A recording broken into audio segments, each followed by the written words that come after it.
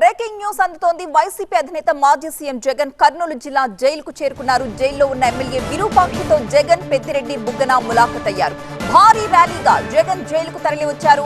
దారి పొడవునా ఆయనకు కార్యకర్తలు పెద్ద ఎత్తున స్వాగతం పలికారు. పోలీసు ఆంక్షలు ఉన్నప్పటికీ కూడా వైసీపీ శ్రేణులు పెద్ద ఎత్తున అక్కడికి తరలి వచ్చారు. అక్కడికి తరలి వచ్చిన కార్యకర్తలకు అభివాదం చేస్తూ జగన్ ర్యాలీగా ముందుకు సాగారు.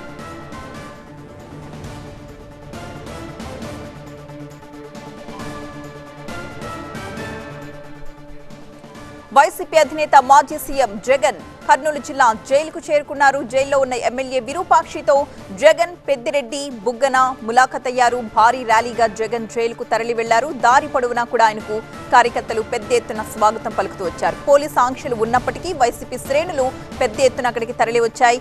కార్యకర్తలకు అభివాదం చేస్తూ జగన్ ర్యాలీగా జైలు వద్దకు చేరుకున్నారు.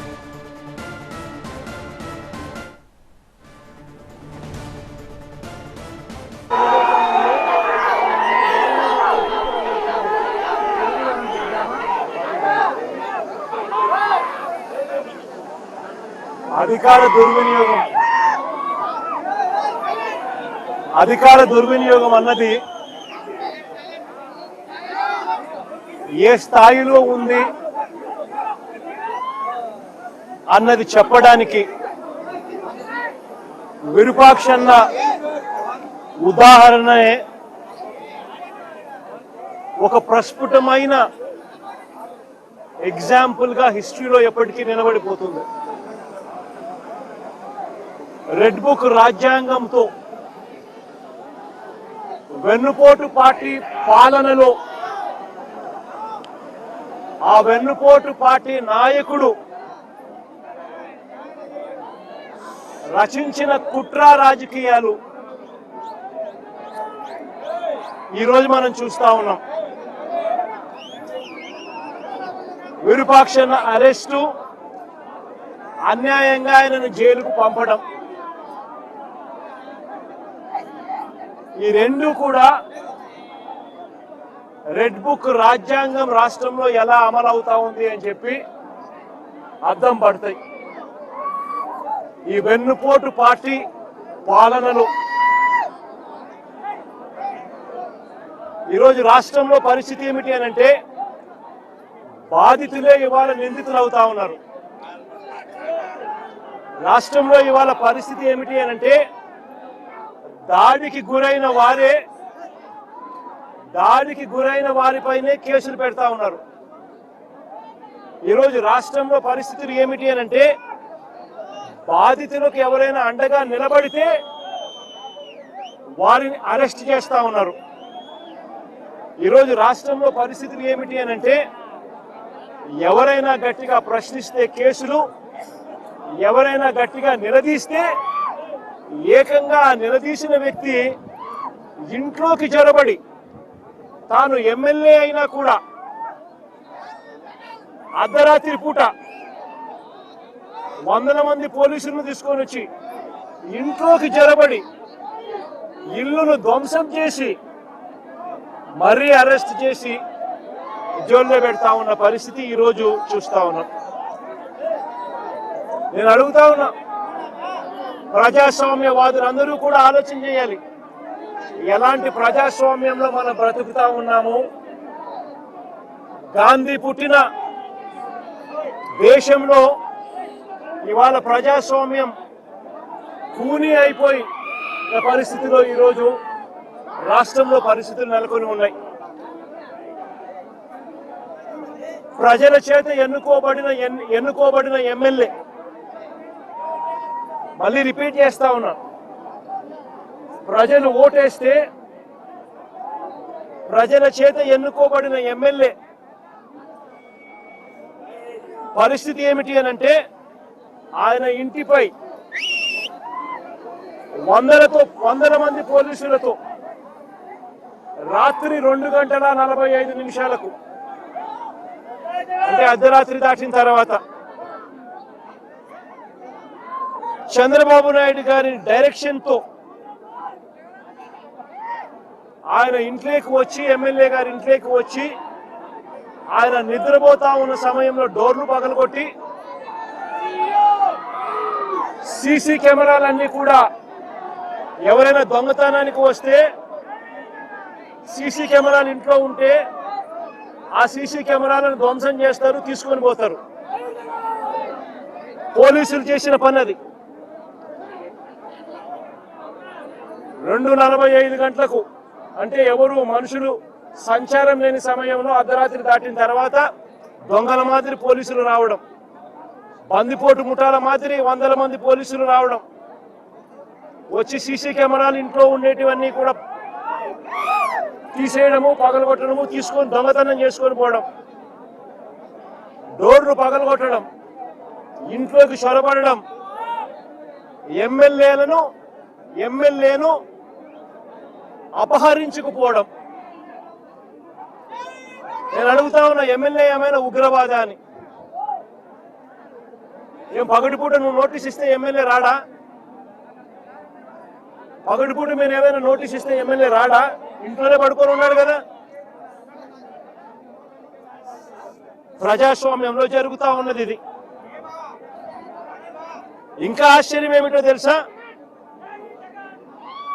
గంటల వ్యవధిలోనే టపా టపా టపా అని చెప్పి ఎమ్మెల్యే మీద 3 కేసులు పెట్టారు. ఒక కేసులో 34 మంది మీద, ఒక కేసులో ఇబ్బంది పెట్టే కార్యక్రమం చేస్తే, రెండో కేసులో మొదట పెట్టిన 34 మంది కాక మరో 14 మందిని చేర్చి మళ్ళీ ఇబ్బంది పెట్టే కార్యక్రమం. మూడో కేసుకు వచ్చేసరికి మరో 12 మందిని మళ్ళీ ఇరికిచ్చే కార్యక్రమం. ఈరోజు మొత్తంగా 38 మందిని రిమాండ్కు పంపిన పరిస్థితులు ఈరోజు చూస్తా ఉన్నాం. నేను అడుగుతా ఉన్నా, ఇంతకన్నా దారుణమైన ఇంకొక విషయం ఏమిటి అనంటే, ఇంతకన్నా దారుణమైన విషయం ఇంకొకటి ఏమిటి అనంటే, ఎమ్మెల్యేతో కూడా సరిపెట్టుకోవడంలా ఎమ్మెల్యే కొడుకును, ఎమ్మెల్యే తమ్ముడి కొడుకును మొత్తం అందరినీ జైల్లో పెట్టారు. అంతేకాదు మరో తమ్ముడి కొడుకును ఇరికించే కార్యక్రమం చేశారు. ఇలా మొత్తం కుటుంబాన్ని మొత్తం టార్గెట్ చేస్తా ఉన్న పరిస్థితులు కనిపిస్తా ఉన్నాయి. నేను ఒకసారి కొన్ని వివరాలను చెప్తాను, క్లుప్తంగా వివరాలన్నీ. 6 నేరాలు ఎలా చేశారో చెప్తాను. 6 ఇన్స్టెన్సెస్ ఇదే కేసులో నేను సైట్ చేస్తాను. న్యాయం ధర్మం బతుకున్నాయా లేదా అన్నది ప్రజాస్వామ్యంలో ఉన్న ప్రతి ఒక్కరూ కూడా ఆలోచన చేయమని కోరుతా ఉన్నా. ఆగస్టు 1వ తారీఖున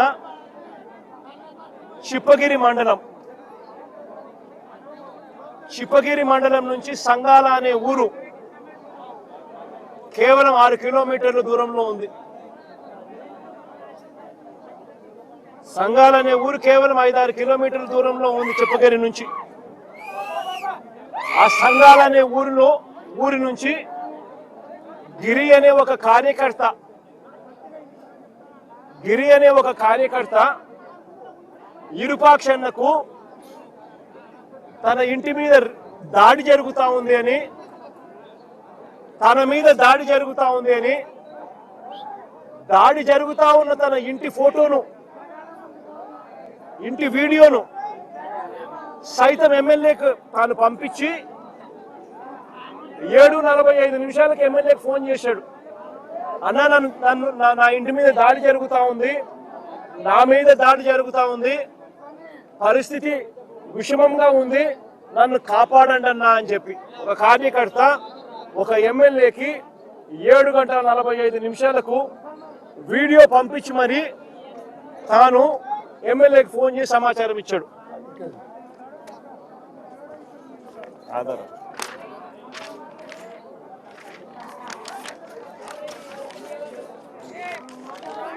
ఇది.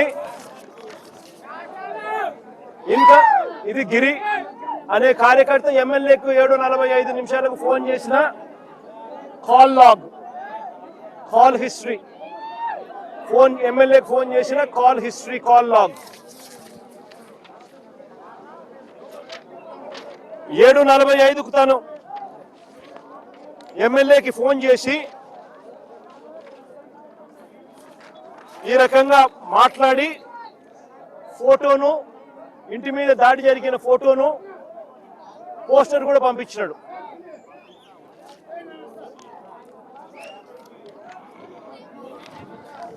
ఎమ్మెల్యే ఒక కార్యకర్త తనకు ఫోన్ చేసినప్పుడు అవి చూసినప్పుడు నివ్వెరపోయి ఎమ్మెల్యే వెంటనే చిప్పుగిరి పోలీస్ స్టేషన్ ఎస్ఐకి 7:47 అంటే వెంటనే మాట్లాడిన తర్వాత 7:47 ఎస్ఐకి ఫోన్ చేసినాడు. మీ దగ్గర నుంచి సంఘాల ఊరు ఇక్కడ నుంచి 5-6 కిలోమీటర్ల దూరంలో ఉంది, కార్యకర్త మీద దాడి జరుగుతూ ఉంది, పోయి కాపాడండి అని ఎమ్మెల్యే, ప్రజల చేత ఎన్నుకోబడిన ఎమ్మెల్యే ఒక ఎస్ఐకి ఫోన్ చేసి సమాచారం ఇచ్చినాడు 7:47. మళ్ళీ ఆ తర్వాత సిఐకి మళ్ళీ ఫోన్ చేశాడు. సిఐకి ఫోన్ చేసిన తర్వాత సిఐ ఫోన్ చేస్తే ఫోన్ ఎత్తడంలా, ఫోన్ దొరకడంలా. మళ్ళా 8:03 సిఐకి కూడా ఫోన్ చేసి సమాచారాన్ని ఇచ్చినాడు. సిఐకి కూడా ఎమ్మెల్యే ఫోన్ చేసి ఇలా గిరి అనే కార్యకర్త మీద దాడి జరుగుతూ ఉంది సంఘాలనే గ్రామంలో, వెళ్ళి కాపాడండి మీరు, నాకు గిరి ఫోన్ చేశాడు, ఫోటోలు పంపించినాడు, తన ఇంట్లో జరుగుతూ ఉన్న దాడికి సంబంధించిన వివరాలు తెలియజేస్తా ఉన్నాడు, వెంటనే పోండి అని చెప్పి మళ్ళీ 8:03 సిఐ కూడా చెప్పినాడు. అయినా ఎవడు పోలా. ఒక మనిషి మీద దాడి జరుగుతూ ఉందని పోలీసులకు చెప్తే ఎమ్మెల్యే లాంటోడు ఫోన్ చేసి చెప్పినా కూడా దిక్కు దివాణం లేని పరిస్థితిలో ఈరోజు రాష్ట్రంలో ప్రజలు ఉన్నారు. ఎమ్మెల్యే కాదు, ఎవడు ఫోన్ చేసినా సిఐ అనేవాడు, ఎస్ఐ అనేవాడు పోవాల్సిన ధర్మం. అది ఎస్ఐ డ్యూటీ, సిఐ డ్యూటీ. ఎవడైనా కూడా నా ప్రాణం పోతా ఉంది, నా ఇంటి మీద దాడి జరుగుతూ ఉంది అని చెప్పి తనకు ఏదైనా సమాచారం అందితే వెంటనే అక్కడికి వెళ్ళి కాపాడాల్సిన ధర్మం ఎస్ఐ మీద, సిఐ మీద ఉంది. అట్లాంటిది ఎమ్మెల్యే చెప్తే కూడా పోలా. ఎమ్మెల్యే చెప్తే కూడా పోకపోతే ఆ తర్వాత మళ్ళా 8:08 అంటే మళ్ళా దాదాపుగా అరగంట తర్వాత 7:45 తాను గిరి ఫోన్ చేసినాడు మొదటిసారి ఎమ్మెల్యేకి. మళ్ళీ 8:08 మళ్ళీ గిరి ఎమ్మెల్యేకి ఫోన్ చేసినాడు. అన్న నా పరిస్థితి చాలా అన్యాయంగా ఉంది, నువ్వు రాకపోతే నేను ఇబ్బంది పడే పరిస్థితిలో ఉన్నాను, పోలీసులు ఎవరు నా ఇంటికాడికి వచ్చి నన్ను కాపాడే కార్యక్రమం జరగలేదు అని మళ్ళీ 8:08 ఒక కార్యకర్త ఎమ్మెల్యేకి ఫోన్ చేస్తే ఇంతకు ముందు పోలీసులు ఎవరు పోని పరిస్థితి కనపడితే నేను అడుగుతా ఉన్నా, ఎమ్మెల్యే అనేవాడు ఏం చేయాలా అని. ఎమ్మెల్యే అనేవాడు పోవాల్సిన ధర్మం కనీసం ఎమ్మెల్యే మీదకి లేదా అని అడుగుతా ఉన్నా. ఎమ్మెల్యే అనే మనిషికి మనసు మానవత్వం ఉంటుందా లేదా అని అడుగుతా ఉన్నా. మనసు మానవత్వం ఉంది కాబట్టి పోలీసులకు చెప్పినా పోలీసులు స్పందించకపోతే ఎమ్మెల్యే మానవత్వం చూపించాడు, ఒక మనిషిగా తను రియాక్ట్ అయ్యాడు. వెంటనే ఎమ్మెల్యే ఆ గ్రామానికి పోయాడు, ఆ సంఘాలనే గ్రామానికి ఎమ్మెల్యే పోయాడు కార్యకర్తను కాపాడుకునే దానికోసం. వెళ్ళి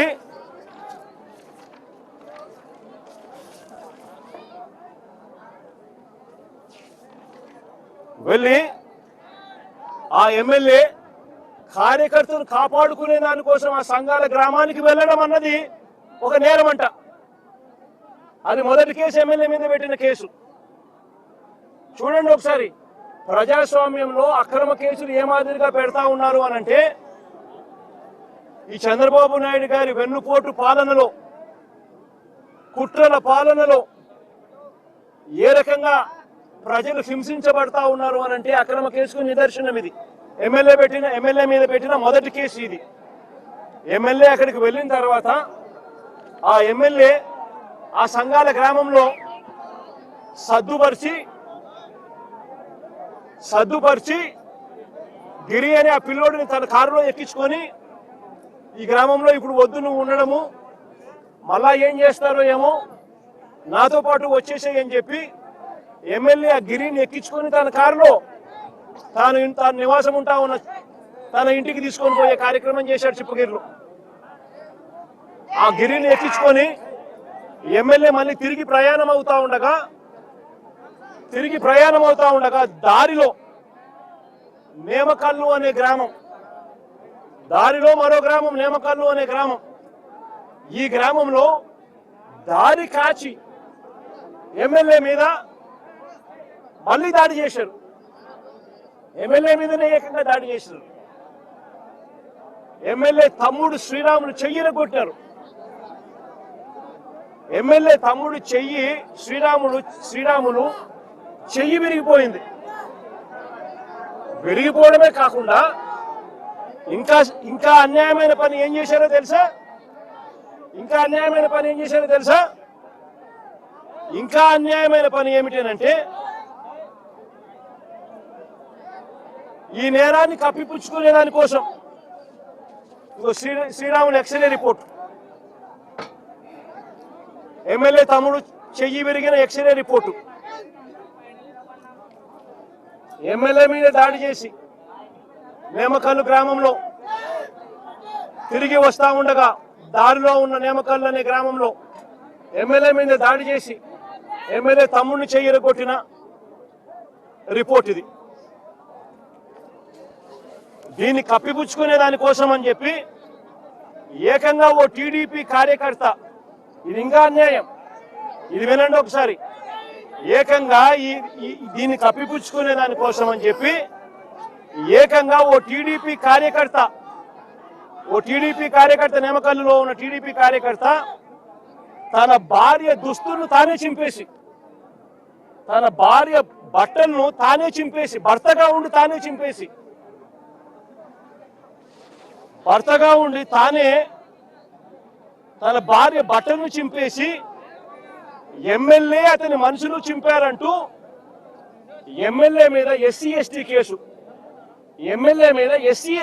మరో కేసు, రెండో కేసు,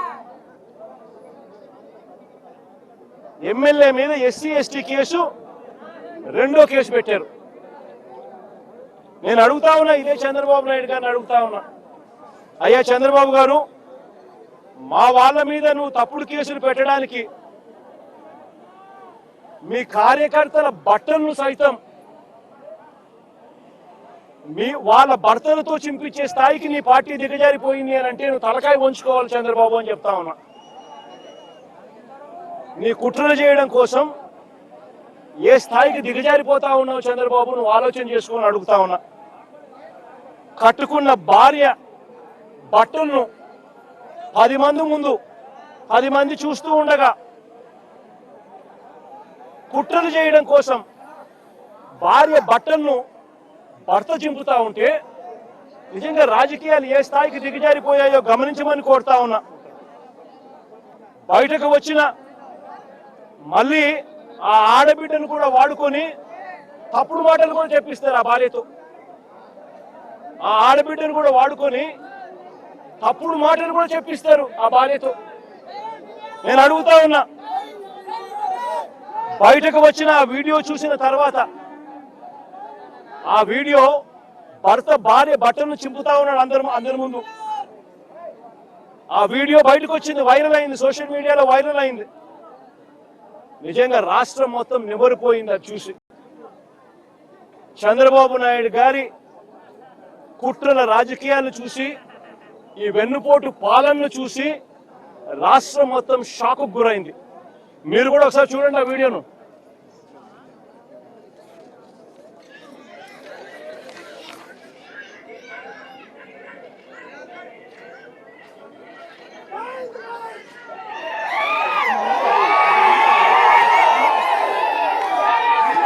మళ్ళా ప్లే చేయి.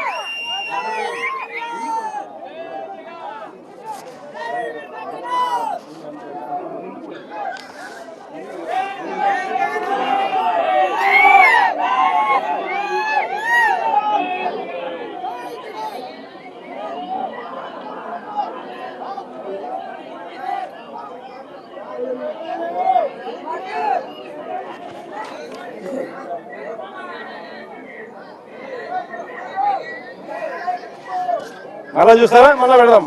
మళ్ళా పెట్టు. ఈ పక్క చూపి.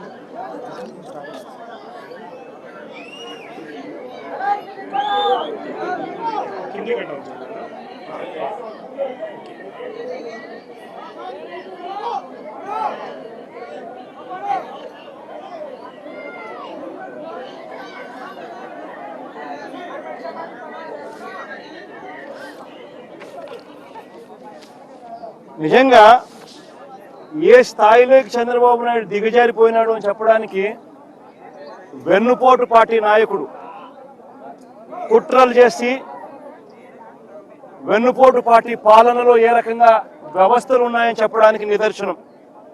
ఇది చేసి ఎమ్మెల్యే మీద ఎస్సీ ఎస్టీ కేసు, ఇది రెండో కేసు. ఎమ్మెల్యే మీద పెట్టిన ఇది రెండో కేసు, రెండో అక్రమ కేసు.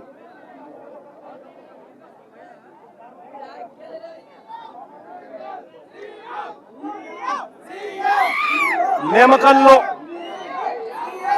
ఇంకా నేమకల్లో అదే గ్రామంలో ఎమ్మెల్యే మీద పెట్టిన మూడో కేసు ఏమిటో తెలుసా? అదే గ్రామంలో ఎమ్మెల్యే మీద పెట్టిన మూడో కేసు ఏమిటో తెలుసా? ఎమ్మెల్యే కారును ధ్వంసం చేశారంట. కారును ధ్వంసం చేశారంటూ మూడో కేసు పెట్టారు.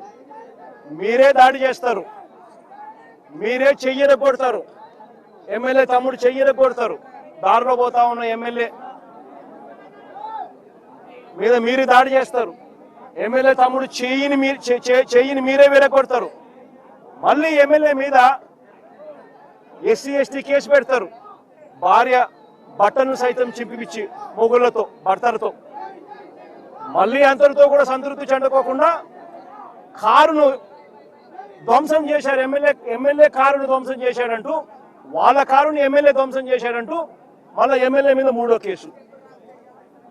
నేను అడుగుతా ఉన్నా, ఇలాంటి అక్రమ కేసులు ఈ మాదిరిగా ప్రజాస్వామ్యంలో పెడతా పోతే ప్రజాస్వామ్యం బతుకుతుందా అనేది ఆలోచన చేయమని చెప్పి ప్రతి ఒక్కరితో కూడా నేను అడుగుతా ఉన్నా. ఇది జరిగిన తర్వాత ఇంకా ఆశ్చర్యం ఏమిటో తెలుసా? ఇది జరిగిన తర్వాత ఎమ్మెల్యే గిరిని ఎవరినైతే కారులో ఎక్కించుకొని ఉన్నాడో ఆ గిరిని తీసుకొని ఎమ్మెల్యే తమ్ముడు ఎవరైతే ఉన్నాడో శ్రీరాములు ఎవరైతే ఉన్నాడో తమ్ముడిని తీసుకొని పోలీస్ స్టేషన్కి వెళ్ళి ఇవన్నీ చూపించి కేసు కట్టండి అయ్యా అంటే పోలీసులు కనీసం కంప్లైంట్ కూడా తీసుకోలేదు. పోలీసులు కనీసము కంప్లైంట్ కూడా తీసుకోలేదు. అంటే ఒక నష్టపోయిన వ్యక్తి పోలీస్ స్టేషన్కి వెళితే ఆ గిరిని తీసుకొని ఆ కార్యకర్తను తీసుకొని పోయి వాళ్ళ సొంత తమ్ముడు ఎవరైతే చెయ్యి విరిగిపోయిందో తమ్ముడు తీసుకొని పోయి కంప్లైంట్ ఇవ్వడానికి పోలీస్ స్టేషన్కి పోతే కనీసం ఎమ్మెల్యే స్థాయి వ్యక్తి వచ్చి కంప్లైంట్ రిజిస్టర్ చేయాలనుకున్నా కూడా కనీసం కంప్లైంట్ కూడా తీసుకొని పరిస్థితిలో ఈ రాష్ట్రంలో పోలీస్ స్టేషన్లు పనిచేస్తా ఉన్నాయి అని అంటే ఇక సామాన్యుడు ఎవడైనా పోలీస్ స్టేషన్కి పోయే పరిస్థితి ఈ రాష్ట్రంలో ఉందా అన్నది ప్రతి ఒక్కరూ కూడా ప్రజాస్వామ్యవాదులందరూ కూడా ఆలోచన చేసుకోవాలని చెప్పి ఈ సందర్భంగా నేను ప్రతి ఒక్కరితోనూ కోరుతా ఉన్నా. ఇది నాలుగవ తప్పిదం. కేసు సైతం కంప్లైంట్ సైతం తీసుకునే దానికి కూడా పోలీస్ స్టేషన్లో వెళ్ళి తాను అడిగినా కూడా కనీసం పోలీస్ స్టేషన్లో కంప్లైంట్ కూడా తీసుకునే పరిస్థితి ఉండడం నాలుగవ తప్పిదం. ఇక ఐదవ తప్పిదం ఏమిటో తెలుసా? ఇక ఐదవ తప్పిదం ఏమిటంటే ఎమ్మెల్యే ఈ స్థాయిలో చెయ్యి విరిగిపోయిన వ్యక్తిని తీసుకొని పోయి గిరిని తీసుకొని పోయి ఆ వీడియో ఫోటోలు సైతం ప్రొడ్యూస్ చేసిన కంప్లైంట్ తీసుకోకపోవడం ఒక తప్పు అయితే రెండో తప్పు ఏమిటో తెలుసా? ఎమ్మెల్యే మీద రివర్స్ కేసులు. ఐదవ తప్పిదం ఇది. ఎమ్మెల్యే మీద రివర్స్ కేసులు. చంద్రబాబు నాయుడు గారి అమలు చేస్తా ఉన్న రెడ్ బుక్ పాలనలో వెన్నుపోటు పార్టీ పాలనలో ఆయన పెట్టుకున్న ఈ డర్టీ సిస్టమ్ చేస్తా ఉన్న పని ఏమిటో తెలుసా? రివర్స్ ఎమ్మెల్యే మీద అక్రమ కేసులు, తప్పుడు కేసులు. ఆశ్చర్యం ఏమిటో తెలుసా? ఎంత అన్యాయంగా వీళ్ళు కేసులు పెడతా ఉన్నారంటే బాధితులైన విరూపాక్షి, ఆయన కుటుంబ సభ్యులు, వైఎస్ఆర్సీపీకి చెందిన వారి పేర్లు ఇరికించి అక్రమ అరెస్టులకు దిగడమే కాకుండా ఎంత దొల్లటనం ఉంది అని అంటే, మొదట సంఘాలలో జరిగిన ఇన్సిడెంట్ మీద కంప్లైంట్ ఎలా ఉందో తెలుసా? ఆ కంప్లైంట్ చూస్తే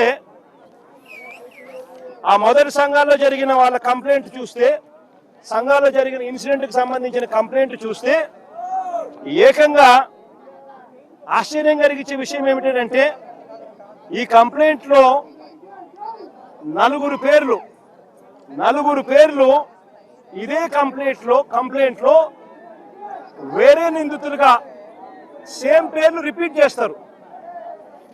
A10 యాదవల్లి ప్రేమ కుమార్ A10 అయితే మళ్ళీ A22లో కూడా అదే ప్రేమే, అదే మనిషి మళ్ళీ రిపీట్.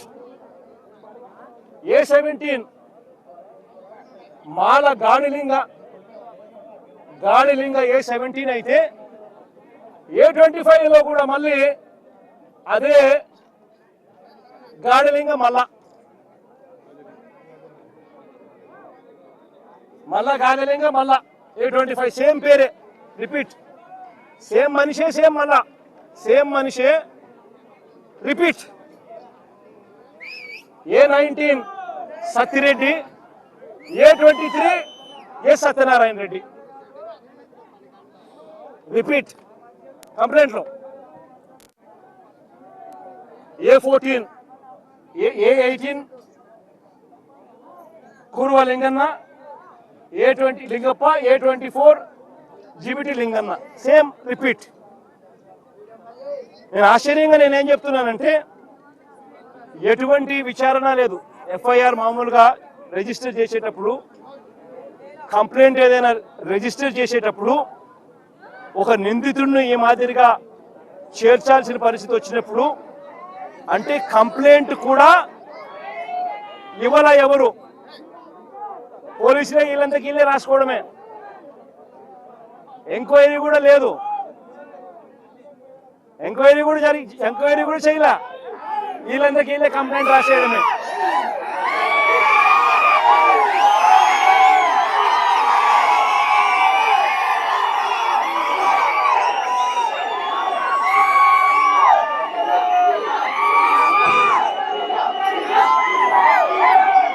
ఇది ఐదవ తప్పు అయితే ఆరవ తప్పు ఏమిటో తెలుసా? ఆరవ తప్పు ఏమిటి అంటే, ఎమ్మెల్యే ఇంటి మీదకి ఎమ్మెల్యే కంప్లైంట్ తీసుకోకపోగా ఎమ్మెల్యే మన ఇంటికి వెళ్ళి తన ఇంట్లో తాను పడుకొని ఉంటే రాత్రి 2:45 వందల మంది పోలీసులను తీసుకొని పోయి ఎమ్మెల్యే డోర్లను పగలగొట్టి సీసీటీవీ ఫుటేజీలన్నీ కూడా ఎమ్మెల్యే ఇంట్లో ఉండేటన్ని వీళ్ళే దొంగతనం చేసి ఎమ్మెల్యేను అపహరించడం.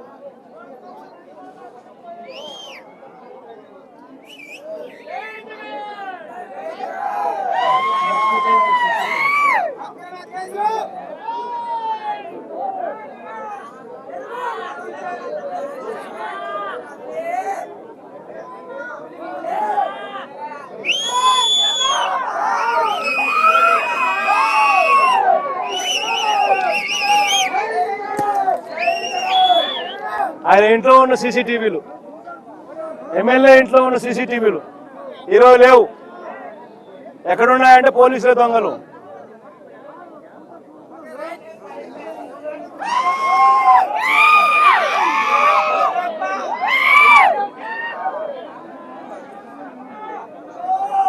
ఇది ఆరవ తప్పిదం. నేను అడుగుతా ఉన్నా, 6 తప్పిదాలు నేను సాక్ష్యాలు ఆధారాలతో సహా 6 తప్పిదాలు వీళ్ళు చేసినటువన్నీ కూడా రెడ్ బుక్ రాజ్యంలో, వెన్నుపోటు పార్టీ పాలనలో కుట్రలు చేస్తూ ఏ రకంగా అన్యాయాలు చేస్తా ఉన్నారని చెప్పి చూపించిన. నిజంగా బీసీ అనే నాయకత్వం మీద చంద్రబాబు నాయుడు గారు అనే వ్యక్తి కుట్రలతో ఏ రకంగా బీసీ నాయకుల్ని పేరు పొందిన బీసీ నాయకులను ఏ రకంగా అక్రమ కేసులతో ఇరికిస్తా ఉన్నారు అని చెప్పడానికి ఇంకా కొన్ని ఉదాహరణలు చెప్తా. వైఎస్ఆర్సీపీ పార్టీలో ఎదుగుతా ఉన్న బీసీ నాయకులను చంద్రబాబు నాయుడు గారు ఏ రకంగా లక్ష్యంగా చేసుకున్నారు అనంటే, శ్రీకాకుళంలో మొన్న మత్స్యకార బీసీ నాయకుడు సిదిరి అప్పలరాజు నేను మొన్న తనకు జరిగిన అన్యాయం మీద శ్రీకాకుళం వెళ్ళి తనకు జరిగిన అన్యాయాన్ని ప్రెస్ సమక్షంలో పూర్తిగా వివరాలతో సహా వివరించిన. సిదిరి అప్పలరాజు విషయంలో ఓ బైక్ యాక్సిడెంట్ను, కార్ యాక్సిడెంట్ కూడా కాదు, ఓ బైక్ యాక్సిడెంట్ను, ఓ రోడ్డు ప్రమాదాన్ని ఏకంగా వక్రీకరించి హత్య కింద, కుట్ర కింద, హత్య కింద బుక్ చేసినారు. ఒక బీసీ నాయకుడు 18 ఏళ్ల కొడుకు బైక్ నడుపుతూ 18 ఏళ్ల కొడుకు బైక్ నడుపుతూ బైక్ యాక్సిడెంట్ అయితే 18 ఏళ్ల కొడుకు బైక్ యాక్సిడెంట్ అయితే ఆ యాక్సిడెంట్ హత్య కింద, కుట్ర కింద ఏ రకంగా మలిచి చివరికి అప్పలరాజును సైతం అరెస్ట్ చేసినారు. మత్స్యకార లీడర్, ఒక డాక్టర్,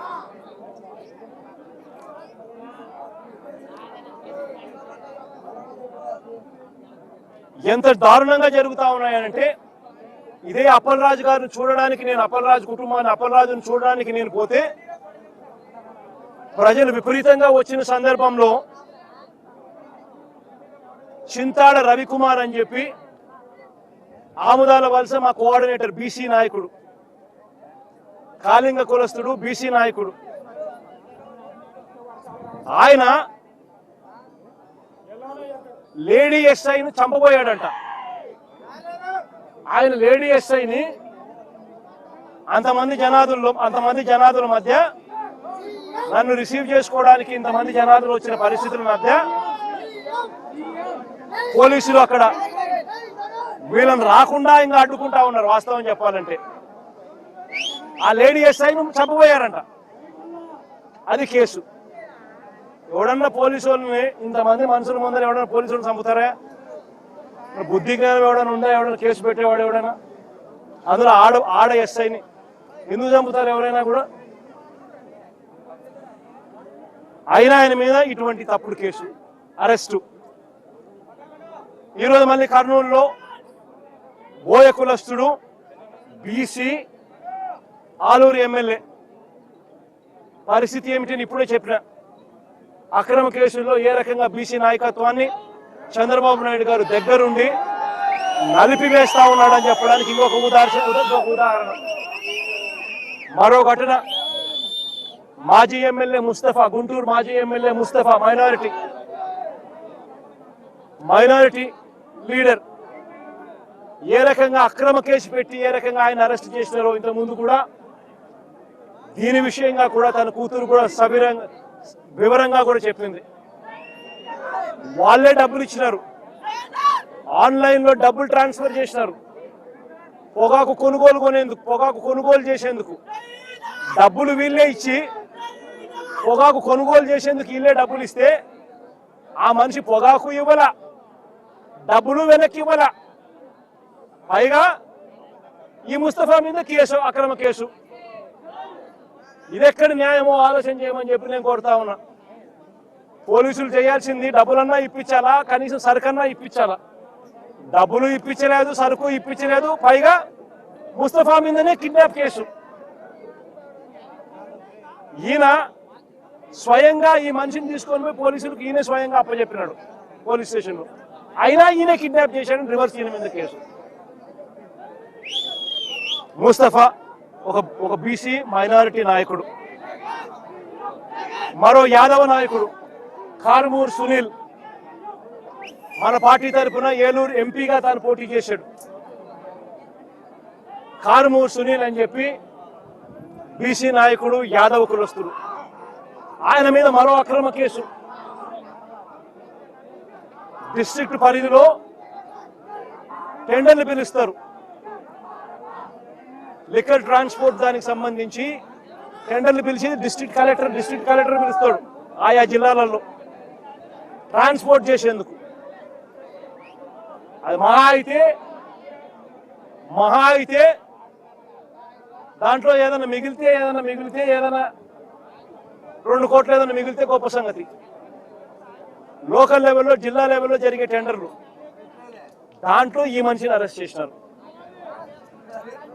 ఏ కేసు పడితే ఆ కేసు, ఎవడి మీద చేయాలనుకుంటే వాడి మీద అక్రమ కేసులు ఇష్టం వచ్చినట్టుగా పెట్టడం, దొంగ సాక్ష్యాలను క్రియేట్ చేయడం, ఇష్టం వచ్చినట్టుగా అరెస్టు చేసుకుంటూ పోవడం రాష్ట్రంలో ఇవాళ జరుగుతూ ఉన్నది ఇదే.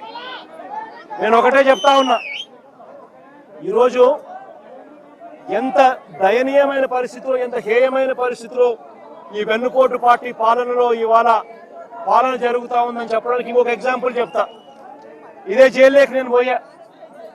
ఇరుపాక్షన్న ఒక ఎమ్మెల్యేని అరెస్ట్ చేస్తే ఇరుపాక్షన్నను చూడడానికి నేను పోయా. ఒక మాజీ ముఖ్యమంత్రిని నేను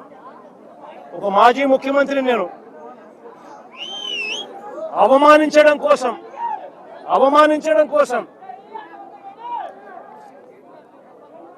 కెమెరాలో లోపలికి పోవడానికి వీడియో తీస్తారు. వీడియో ఒకసారి ఫోటో తీసుకుంటాడు. మామూలుగా ఎవరైనా కూడా కూర్చోబెట్టి లోపలికి తీసుకొని పోయి కూర్చోబెట్టి ఎవరికైనా కూడా ఫోటో తీసి తర్వాత పంపిస్తారు. కేవలం నన్ను అవమానించాలని, ఇలా సేడిజం చూడు ఎలా ఉందో, సేడిస్టిక్ మెంటాలిటీ చంద్రబాబు నాయుడు గారికి ఎలా ఉంటుందని చెప్పడానికి చెప్తా ఉన్నా. నన్ను గ్రిల్ బయట నిలబెట్టించి గ్రిల్ బయటనే ఫోటో ఇలా తీస్తున్నారు. నేను అడిగినా, ఇది మామూలుగా అందరికీ ఇదే మాదిరిగానే తీస్తారా అని. ఎందుకనంటే మా ప్రభుత్వ హయాంలో రిఫార్మ్స్ తీసుకొచ్చినాం. పీపుల్ ఫ్రెండ్లీ పోలీస్ స్టేషన్ ఏర్పాటు చేసినాం. పోలీస్ స్టేషన్కి ఎవడైనా వచ్చినా కంప్లైంట్ ఇవ్వడానికైనా కానీ ఇంకొకటికైనా కూడా కూర్చోబెట్టి కర్టసీ ఎక్స్టెండ్ చేసి చిక్కటి చిరునవ్వుతోనే కంప్లైంట్ తీసుకునే వ్యవస్థను మేము తీసుకొచ్చినాం. పీపుల్ ఫ్రెండ్లీ పోలీస్ స్టేషన్ అని మేము తీసుకొస్తే ఇక్కడ అవమానించే కార్యక్రమం ఎవరికి మాదిరిగా చేయరంట. నేను అడిగిన సూపరింటెండెంట్ను ఏమన్నా అందరికీ ఇదే మాదిరిగానే చేస్తారా అని. లేదు సార్, అందరినీ మామూలుగా అయితే కూర్చోబెడతాము, మీరు కాబట్టి నిలబెట్టించి మాదిరిగా చేయాలా అని చెప్పి ఆదేశాలు వచ్చినాయి సార్ అంటాడు. ఏమి సేడిజం అంటే ఇది? నేను చంద్రబాబు నాయుడు చెప్తా ఉన్నా, రేపు పొద్దున ఎల్లకాలం మీ ప్రభుత్వమే ఉండదు చంద్రబాబు అని చెప్పి గట్టిగా చెప్తా ఉన్నా. ఏదైతే మీరు ఇస్తున్నారో ఇవే రేపు పొద్దున పనులు అవుతాయి. ఏదైతే తప్పుడు సాంప్రదాయాన్ని మీరు మొదలెడతా ఉన్నారో ఇవే రేపు పొద్దున రెండింతలై మీకు చుట్టుకుంటాయని చెప్పి చంద్రబాబు నాయుడు గారికి గట్టిగా వార్నింగ్ ఇస్తూ ఇవాళ చెప్తా ఉన్నాను. చూస్తా 2 ఏళ్ళు అయిపోయింది. కళ్ళు మూసుకొని కళ్ళు తెరిచేసరికి మరో 3 ఏళ్ళు కూడా అయిపోతుంది. దాని తర్వాత మాత్రం ఇదే చంద్రబాబు నాయుడు గారికి చెప్తా ఉన్నా, వెన్నుపోటు పార్టీకి నాయకుడిగా ఉన్న చంద్రబాబు నాయుడు గారికి చెప్తా ఉన్నా, ఈ మాదిరిగా తప్పుడు కార్యక్రమాలు ఏదైతే చేస్తా ఉన్నావో, తప్పుడు విత్తనాలు నాటుతా ఉన్నారు, ఈ విత్తనాలు రేపు పొద్దున చెట్లు అవుతాయి. ఒక తప్పుడు వ్యవస్థను మీరు క్రియేట్ చేస్తున్నారు. మానుకోకపోతే ఇవి మీకు చుట్టుకుంటాయి రెండింతలయ్యి అని చెప్పి చంద్రబాబు నాయుడు గారికి గట్టిగా వార్నింగ్ ఇచ్చి మళ్ళీ చెప్తా ఉన్నా.